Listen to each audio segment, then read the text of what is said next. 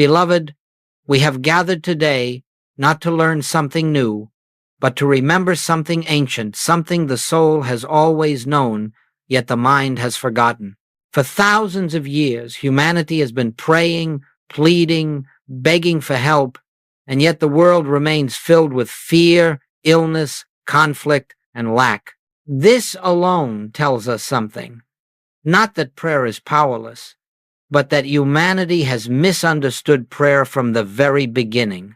You see, the great tragedy of spiritual life is not that God is distant, but that we believe God is distant.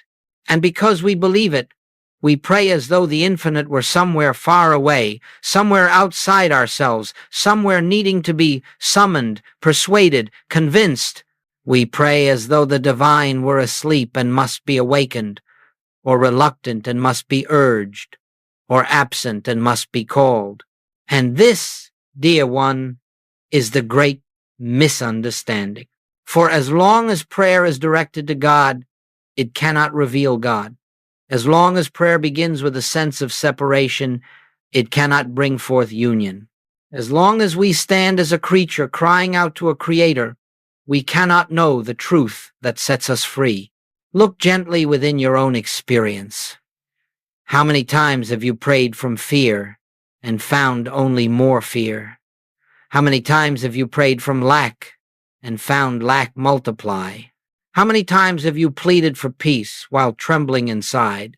This is not failure. This is simply evidence that prayer, when born of separation, cannot yield the fruit of union. The mistake is not in you. The mistake is in the approach. For centuries we have prayed to God as though God were missing. We have prayed for healing as though wholeness were absent. We have prayed for supply as though abundance were withheld. And every such prayer begins with a lie. The lie that God is not already present. No matter how sincere your words, no matter how fervent your wish, if the premise of your prayer is separation, the conclusion must be emptiness. This is why so many prayers seem unanswered. Not because God has withheld anything, but because we have prayed from a false starting point. You cannot reach God through the consciousness that believes God is absent. You cannot find the infinite by beginning in limitation. You cannot rise into truth while anchored in fear. My beloved friends, hear this with a quiet heart. Prayer is not an attempt to reach God. Prayer is the recognition that God is already here. If God is infinite presence, then where could it be but here? If God is the life of your life, then how could it be apart from you? If God is the soul of your being, then how could you ever be separated? But we have been trained since childhood to pray up to heaven, out into space, toward an external deity. We have been taught to look everywhere except the one place where God may actually be found, within the very consciousness doing the seeking.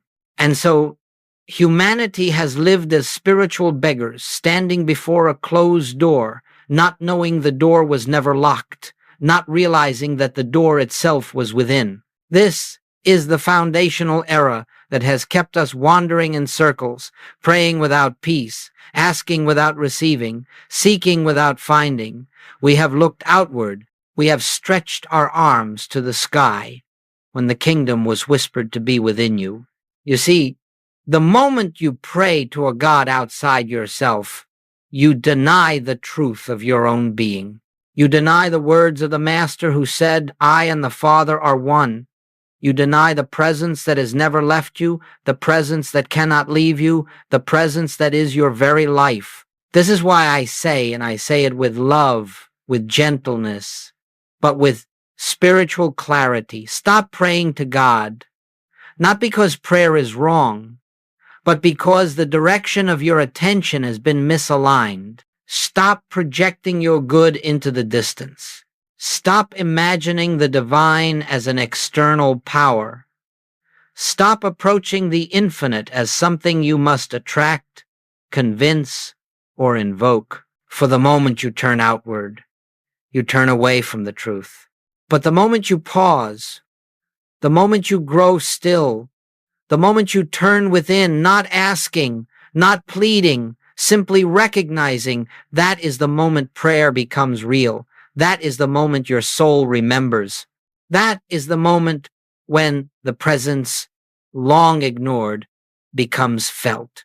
So let this be the beginning of our journey together, a gentle, sincere acknowledgement that the God you have been seeking is the God that has never left you.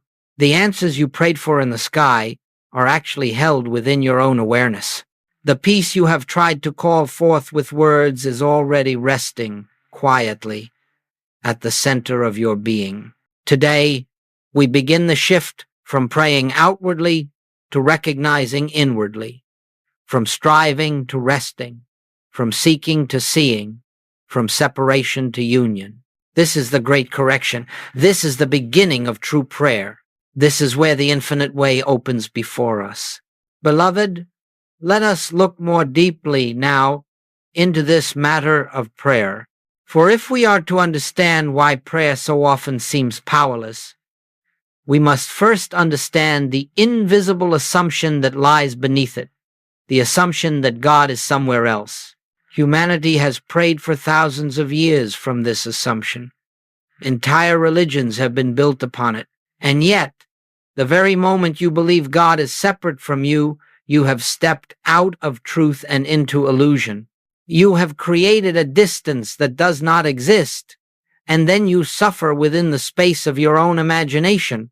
This is the root of all failed prayer. Traditional prayer begins with the premise that God is absent, or silent, or withholding, or waiting to act. And so the individual prays from the standpoint of need, of fear, of desire, of longing. But in doing so, the individual confirms, often unconsciously, the belief that the divine is not already the essence of their being. And that belief, more than any lack of faith, is the barrier to answered prayer. You must see this clearly. Prayer becomes ineffective the moment you begin it with the assumption that God must be summoned. For the God you try to summon is the God you do not believe is already present, and the God you do not believe is present cannot reveal himself to your consciousness. Not because God is absent, but because your belief in absence closes the door of awareness. Imagine for a moment a wave praying to the ocean to come closer. Imagine the leaf praying for connection to the tree. Imagine the sunlight praying for union with the sun. This is what humanity has done for centuries. We have prayed to the very presence that is already living us, breathing us, sustaining us. We have prayed for that which cannot be separated from us, not for a moment, not for an instant, not in birth, not in death, not in the darkest night, nor in the brightest awakening. And yet we pray as though disconnected. That is why the Master taught so emphatically, the kingdom of God is within you, not above you, not beyond you, not waiting in the heavens for you to reach some level of worthiness. No, within you, here and now, closer than your beating heart, nearer than your breath. So long, however, as you pray to a God outside yourself, you cannot hear the God within. So long as you cry upward, you cannot listen inward. So long as you ask for a response from the sky, you miss the whisper in your soul.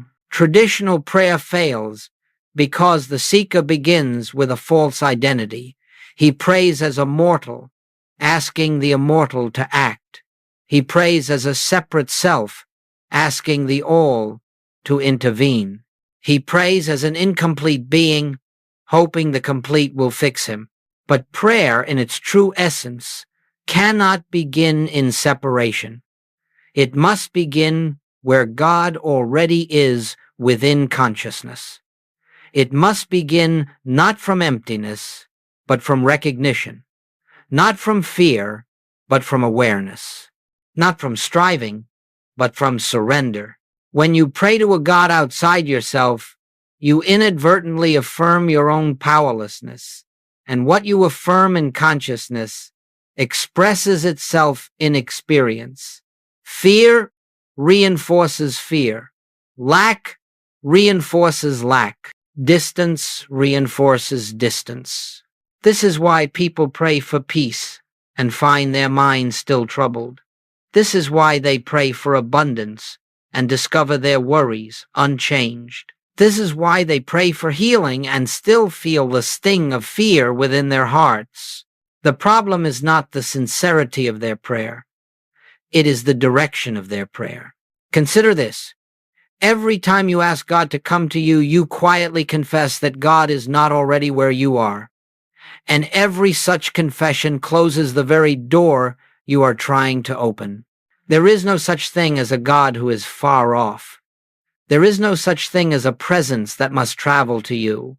There is no such thing as a divine love that waits to be convinced. God is the life of your life, the mind of your mind, the soul of your soul. It is not God who must come nearer. It is you who must turn inward. Not to find God, but to recognize the presence that never left you. When prayer fails, it is never because God did not hear. It is because the individual prayed from a consciousness that could not hear God. This is why Jesus turned away from public prayer, why he prayed in secret, in silence, in the quiet of his own heart. He was not asking for something. He was entering into the awareness of what already is. His prayer was union, not request, recognition, not petition. And so I say to you, gently, tenderly, without judgment, traditional prayer fails not because God is silent, but because we are speaking from a place that does not know him. Once the illusion of separation is dissolved, prayer becomes not a cry to heaven, but a resting in heaven. Not a plea for God's attention, but an awakening to God's presence. Not a search for the divine, but a surrender into the divine. This is the beginning of true prayer. This is the end of separation. This is where the spiritual life actually begins. Beloved, there comes a moment in every sincere seeker's path when the old way simply no longer works, when the prayers we once trusted feel empty, when the formulas we repeated bring no peace, when the God we have sought outside ourselves refuses to appear because we are seeking where he cannot be found. When this moment comes, you stand at a spiritual crossroads, and if you listen not with the mind but with the depths of your being, you will hear a quiet invitation to turn, not outward, but inward. This turning is the beginning of true prayer. It is the moment the soul awakens, the moment the illusion of separation begins to dissolve. This is the turning point Joel Goldsmith spoke of so often, the sacred shift from praying to God to praying from God. Now, let us understand this clearly and without confusion. To pray from God does not mean to imagine yourself divine in egoic arrogance. It means to recognize humbly and reverently that you are never separate from the infinite life that animates your being. It means to pray as one who is already within the presence, not as one trying to enter it.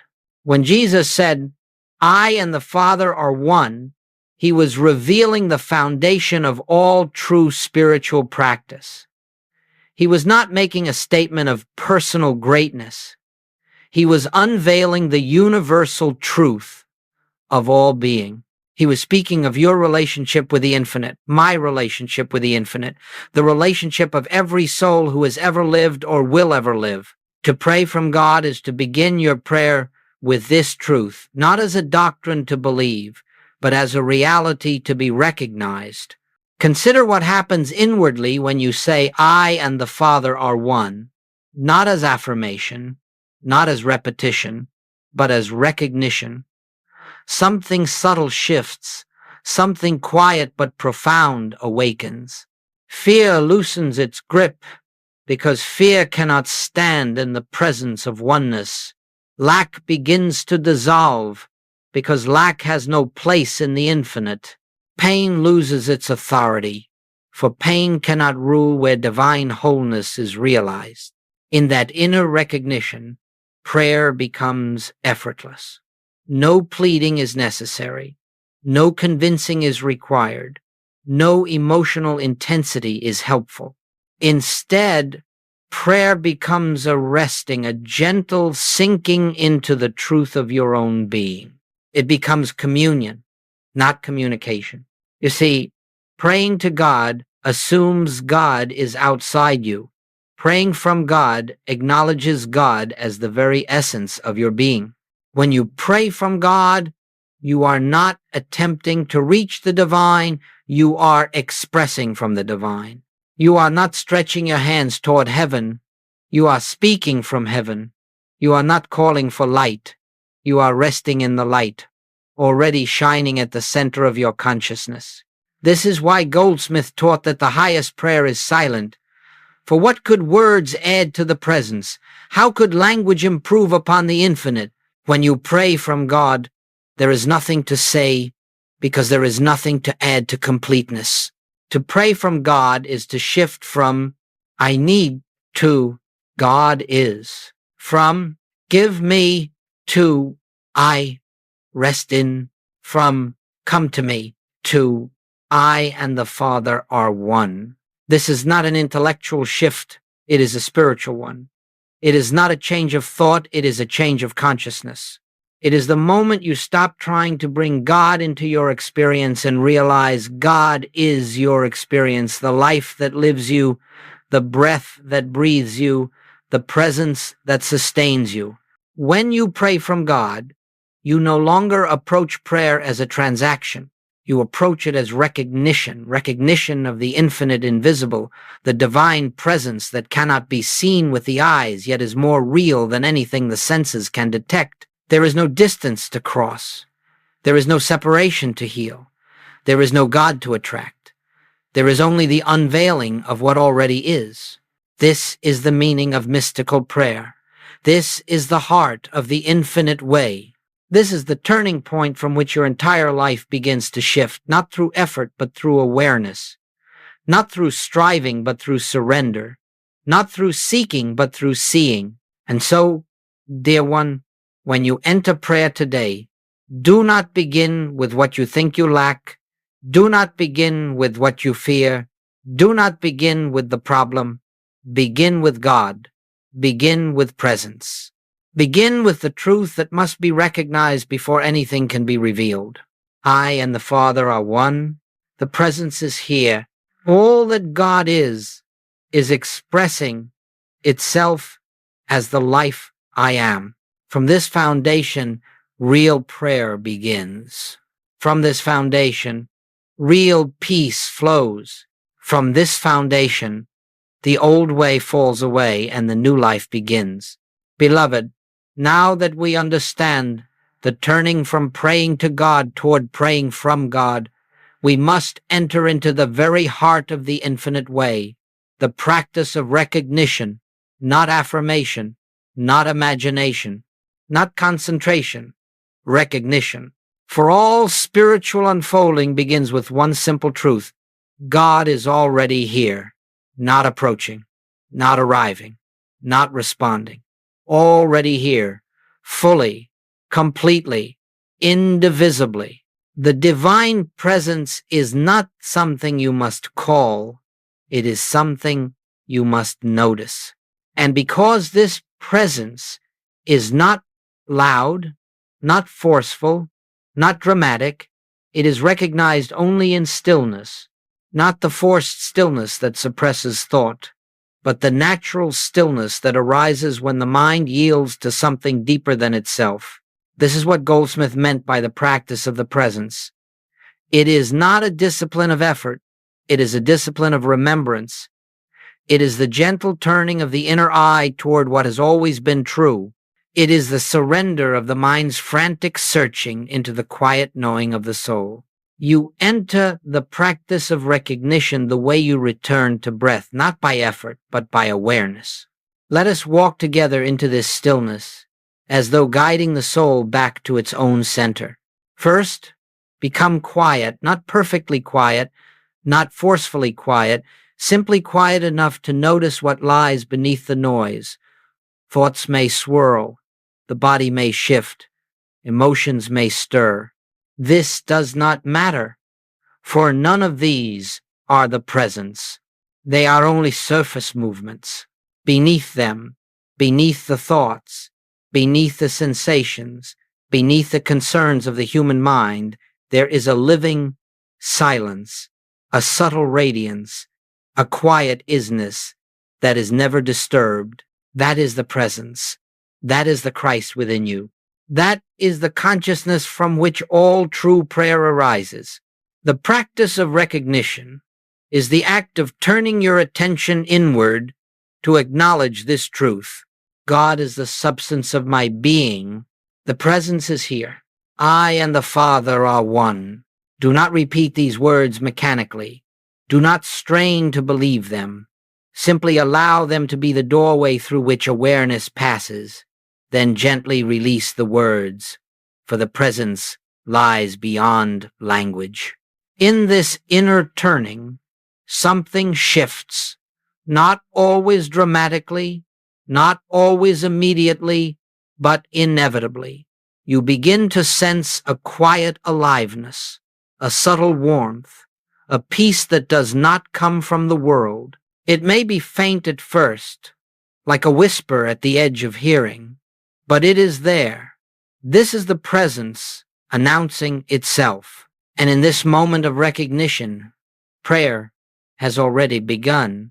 For prayer is not your words to God. It is your awareness of God. Prayer is not petition. It is perception. Prayer is not asking. It is seeing. When you recognize the presence, you step out of the world of appearances and into the realm of reality. You step out of fear and into peace. You step out of human limitation and into divine assurance. This is why Goldsmith insisted that you begin every day not with plans, not with concerns, not with tasks, but with recognition. For if you begin the day in recognition, the day unfolds in harmony. But if you begin from the mind's anxious activity, the day unfolds in confusion. A single moment of recognition is more powerful than hours of affirmations. One breath of awareness carries more spiritual potency than 1,000 spoken prayers. For the presence responds not to effort, but to opening, not to repetition, but to receptivity. Let us make this clear. Recognition does not create God's presence. It reveals it. Recognition does not summon the divine. It uncovers the divine already here. You cannot create what already exists. You cannot summon what is already present. You cannot awaken what has never slept. But you can recognize what your mind has overlooked. You can yield to what your heart already knows. You can return to the center of your being where the infinite dwells in perpetual stillness. This is the secret. This is the practice. This is the way. When worry arises, return to recognition. When fear whispers, return to recognition. When challenges appear, return to recognition. When blessings come, remain in recognition. Recognition becomes the thread that weaves your life into harmony. Over time, this practice becomes natural, effortless, uncontrived.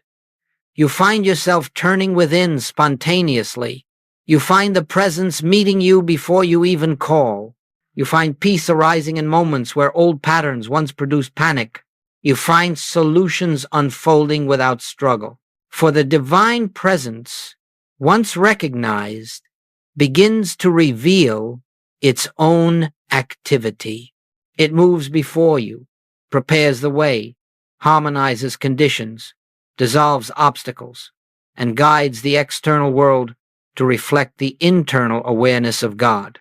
And so the practice of recognition is not something you do only in meditation. It becomes the atmosphere in which you live, a silent awareness beneath every thought, a constant quiet knowing, God is here. God is my life. God is the reality of all being. This is the entrance into the kingdom. This is the doorway to spiritual realization. This is the foundation upon which all true unfoldment rests. Beloved, when you begin to recognize the presence within, when you sense, even faintly, the quiet reality of God as your very life, a new way of living opens before you. It is not a path of effort. It is not a path of striving. It is not a path of manipulating conditions or wrestling with circumstances.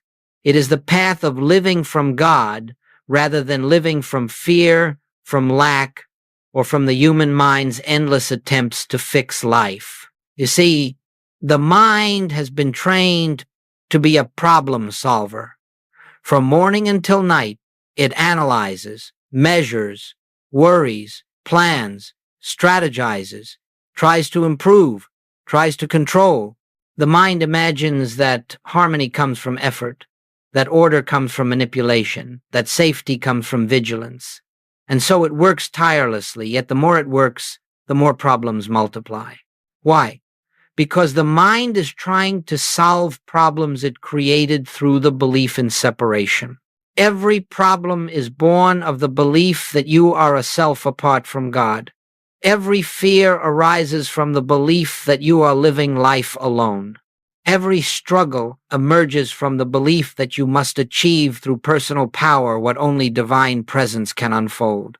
And so long as you identify as the one who must fix everything, you will remain trapped in the world of problems. For the self that tries to solve problems is the very self that perceives them. This is why Goldsmith taught that spiritual living begins when problem solving ends, not the solving of problems themselves, but the habitual trying to solve them through personal power. You cannot live from God and live from fear simultaneously. You cannot live from divine presence and remain devoted to human control. You must choose your foundation.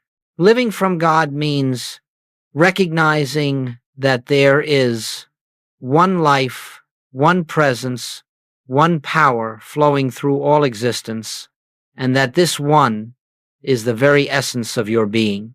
It means trusting that the same intelligence that governs the universe can govern your individual experience. It means laying down the heavy burden of personal responsibility and allowing the divine activity within you to unfold harmony without interference. This does not mean neglecting your duties. It does not mean ignoring your worldly affairs. It does not mean adopting a passive or irresponsible approach. No, quite the opposite. It means acting from clarity instead of confusion, from peace instead of fear, from guidance instead of guesswork. When you live from God, you act, but your action is inspired rather than anxious, effortless rather than strained. You will discover something extraordinary. When you stop trying to fix life, life fixes itself through the activity of the presence. This is not a metaphor. It is spiritual law. The outer world reorganizes around the consciousness that knows God is its source and substance.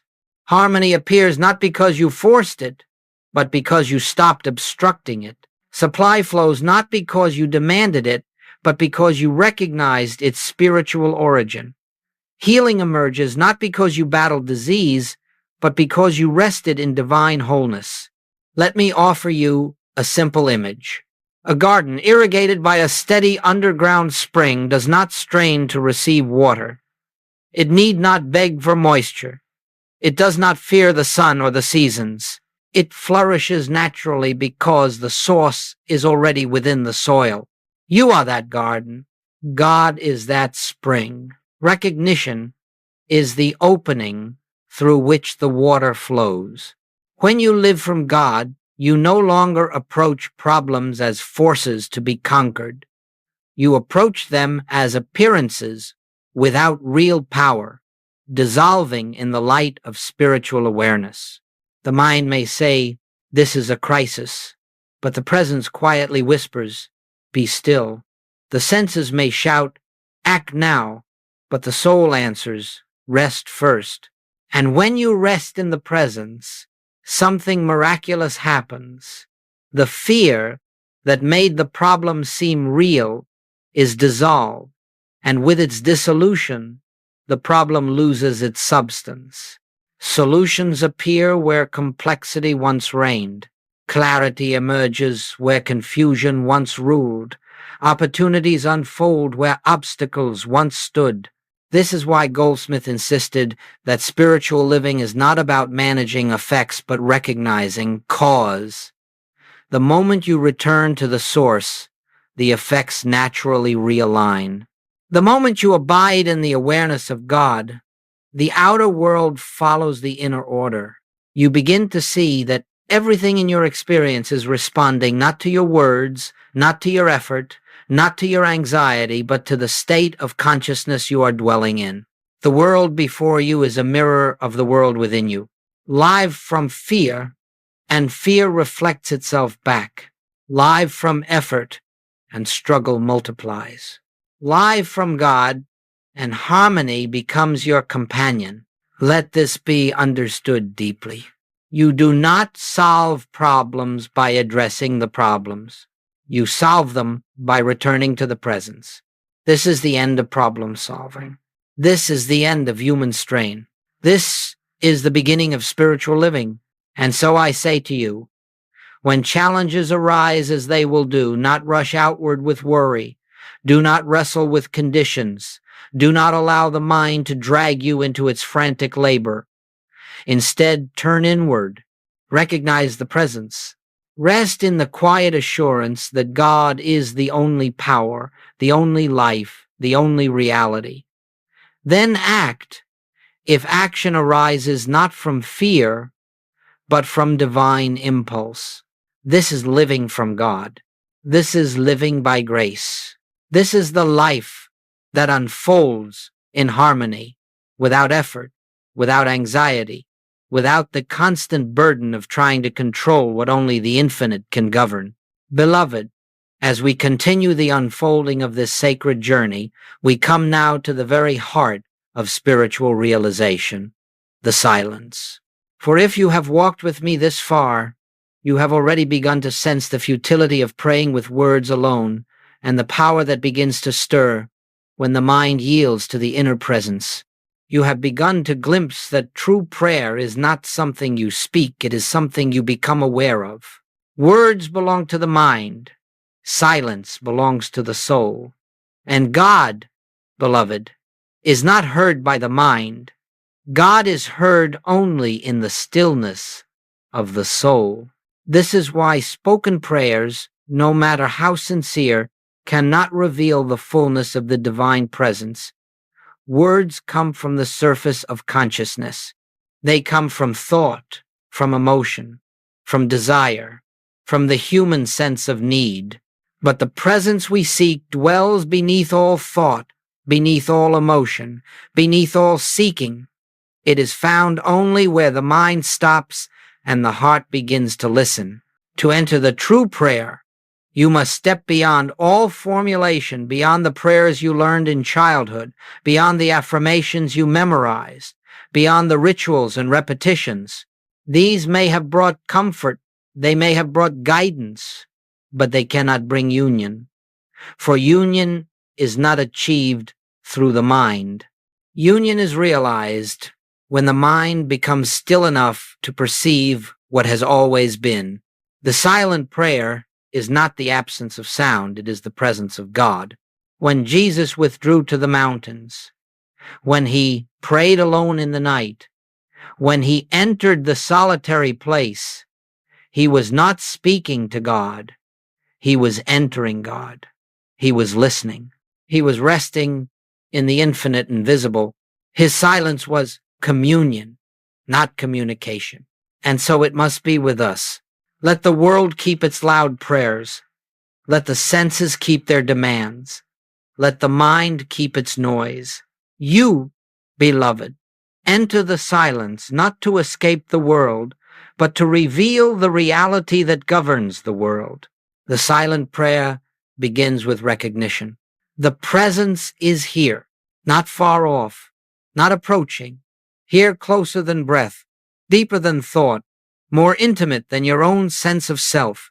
As you rest in this awareness, thoughts may come. Let them pass. Emotions may arise. Let them drift. Memories may surface. Let them go. Do not resist them. Do not chase them. You are not trying to empty the mind. You are learning to see through it. Imagine sitting beside a river. The water flows, leaves pass, twigs drift. You do not try to stop the river. You simply observe, unmoved. In the same way, in the silence, thoughts are the river, the mind flows. But your attention is resting in the presence beneath all movement. Eventually, something subtle happens. You become aware of an inner quiet, not a forced quiet, not a disciplined quiet, but a natural quiet, as though something in you has finally exhaled. In that quiet, you feel a gentle peace, not created, not imagined, simply felt. It arises by itself, because it has always been there. This peace is the beginning of communion. It is not emotional, it is not physical, it is not mental, it is spiritual. It is the soul recognizing its own source. It is the beginning of the merging of the visible with the invisible, the finite with the infinite, the seeker with the sought, and then, in that peace, something even more mysterious happens. You become aware of a presence not separate from you, not above you, not greater than you, but the very essence of your being. You cannot describe it, you cannot define it, you cannot explain it, but you know it. And its knowing fills you, surrounds you, enfolds you. This is God as felt presence.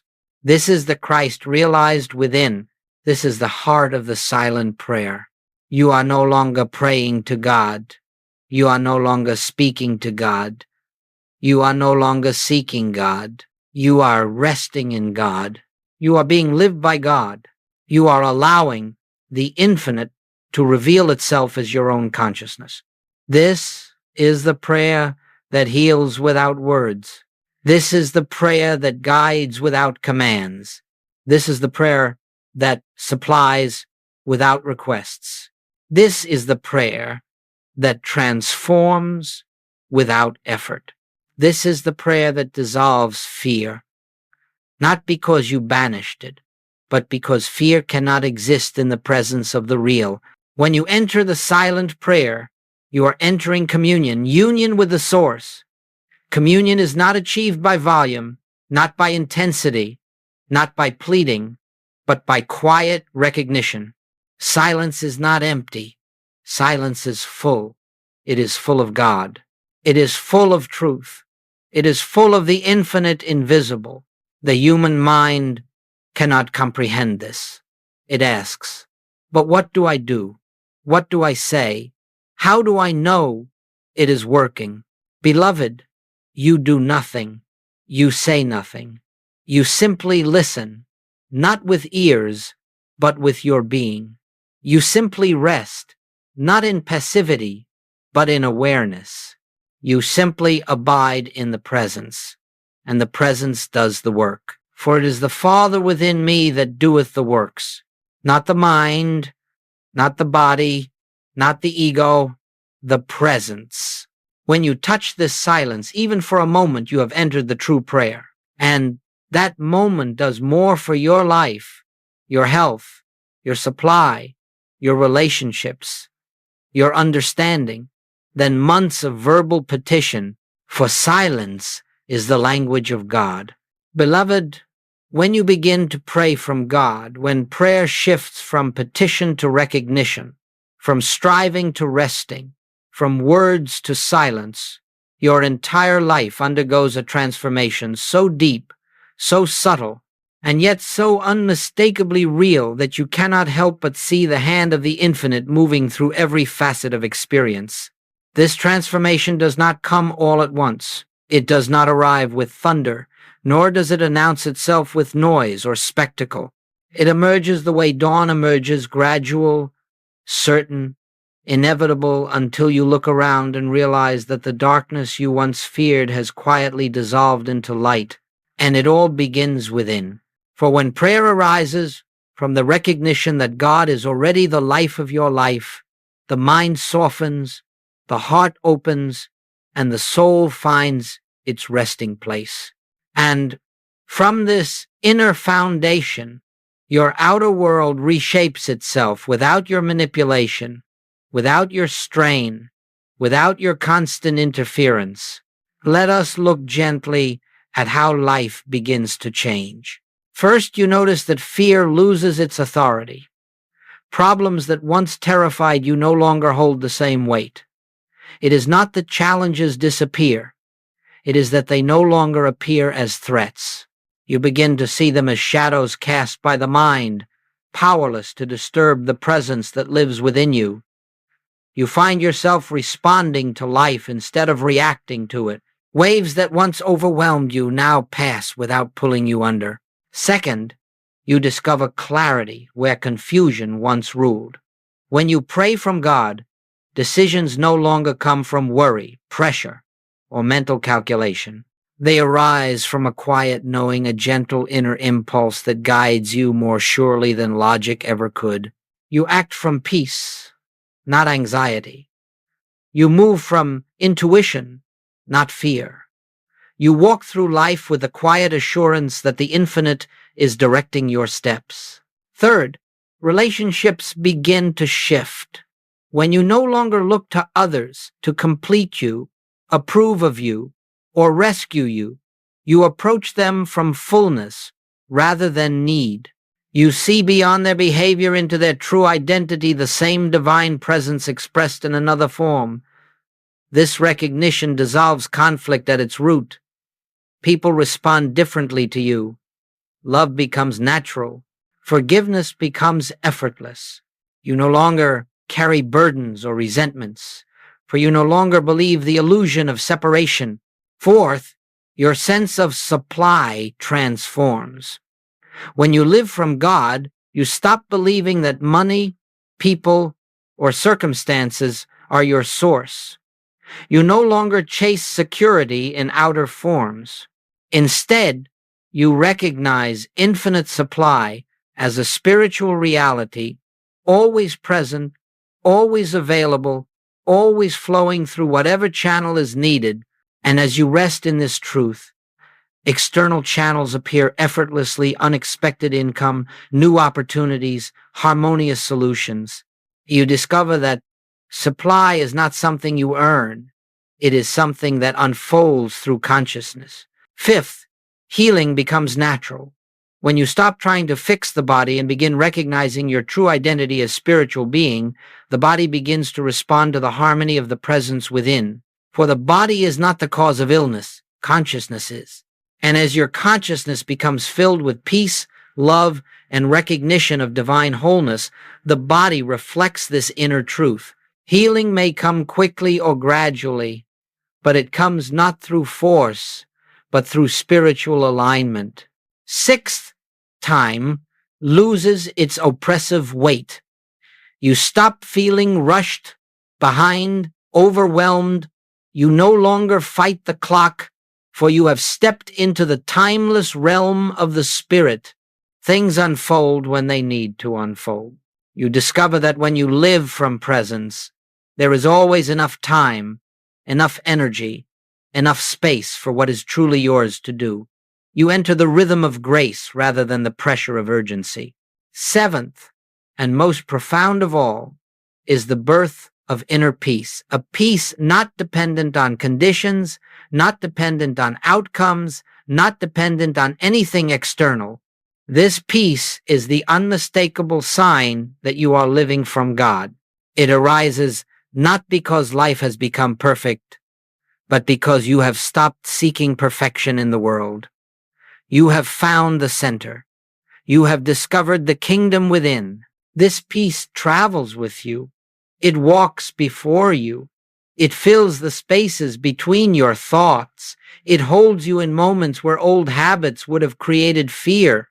It becomes the foundation upon which you stand, the atmosphere in which you live, the state of consciousness out of which your entire life unfolds.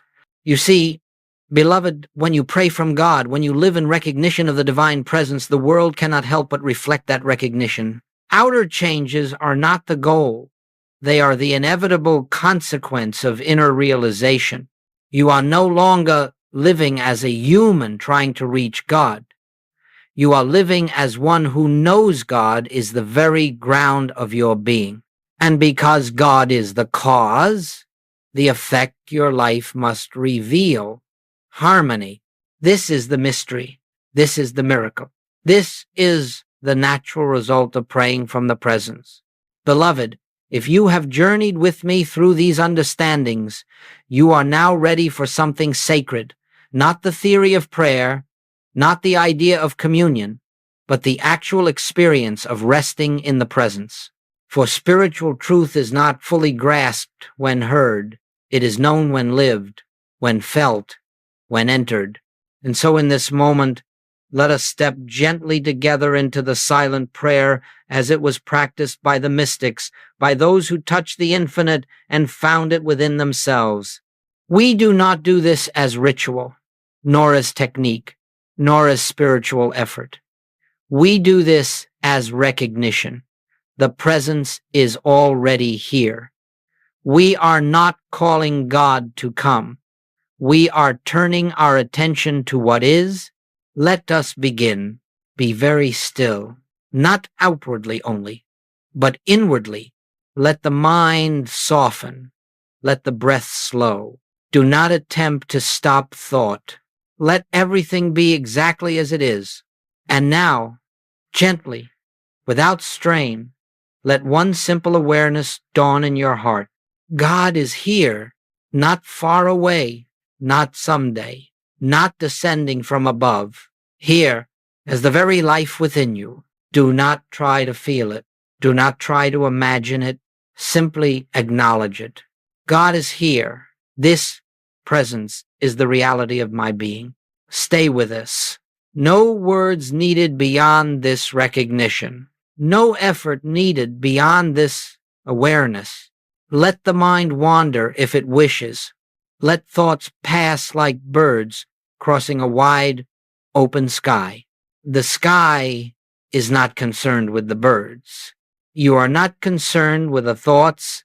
Now, turn your attention not to something, but from something, from the outer world, from the senses, from the mind's concerns. Withdraw inwardly the way a wave withdraws into the ocean before rising again. You are not withdrawing from life. You are withdrawing from illusion.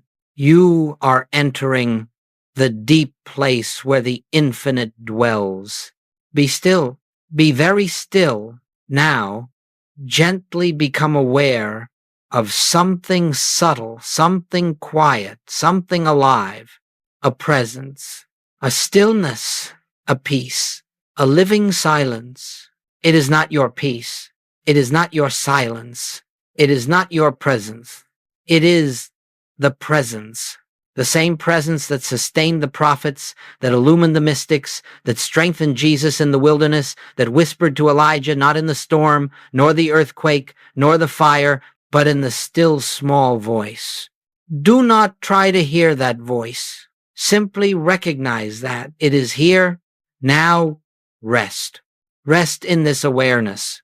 The Father within me is the life, the intelligence, the substance of all being.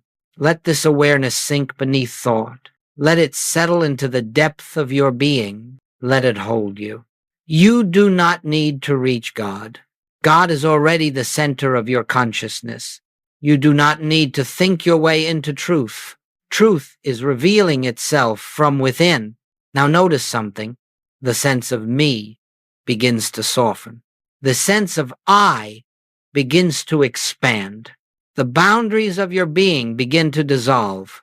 You feel, not emotionally, but spiritually, that you are resting in something vast, something infinite, something that is not separate from you but includes you. This, beloved, is communion. Not the mind speaking to God, but the soul resting in God. Now, simply remain in this silence for a moment longer. No words, no desire, no seeking, only presence, only God. And now, slowly, without breaking the silence inwardly, let your awareness return to the room, to the body, to the breath, but do not leave the presence. Bring the presence with you. Let it surround your thoughts. Let it infuse your senses. Let it follow you like a soft glow around your being. This is the essence of spiritual practice. Not hours of technique, not formulas, not words, but recognition. This is the prayer that heals. This is the prayer that guides. This is the prayer that opens the way before you without struggle. This is the prayer Jesus lived. Do you see now? You have not learned to pray. You have returned to what prayer truly is. Not talking to God, but resting in God. Not thinking truth, but beholding truth. This is the infinite way. This is the silent communion. This is the life that unfolds from the center. This is the beginning of your transformation. Beloved, as we come to the close of this sacred unfolding, let us understand something essential. A spiritual teaching does not end when the words end. A teaching like this does not culminate in knowledge or in theory or in inspiration alone. A spiritual teaching becomes alive only when you live it, when the truth ceases to be a concept and becomes your atmosphere, your foundation, your daily breath. Everything we have explored together, every recognition, every silence, every turning within, is not meant for a moment of upliftment, but for a lifetime of remembrance. For the presence we have touched is not a momentary visitor. It is your own being.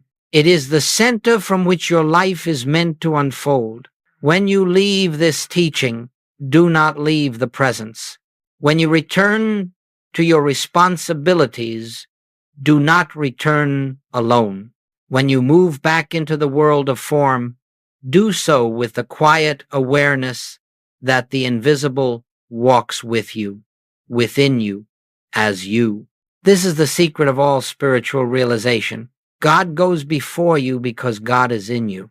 The purpose of these moments together has not been to give you something new, but to unveil what has always been yours. You have not been given a method. You have been shown a way of being. You have not been taught what to say to God. You have learned how to listen.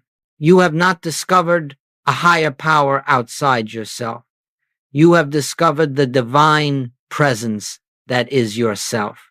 And so I leave you with this gentle truth.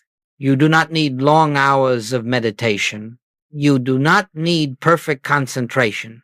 You do not need spiritual eloquence or metaphysical mastery. What you need, what all of us need, is remembrance. One moment of recognition is enough to open the door.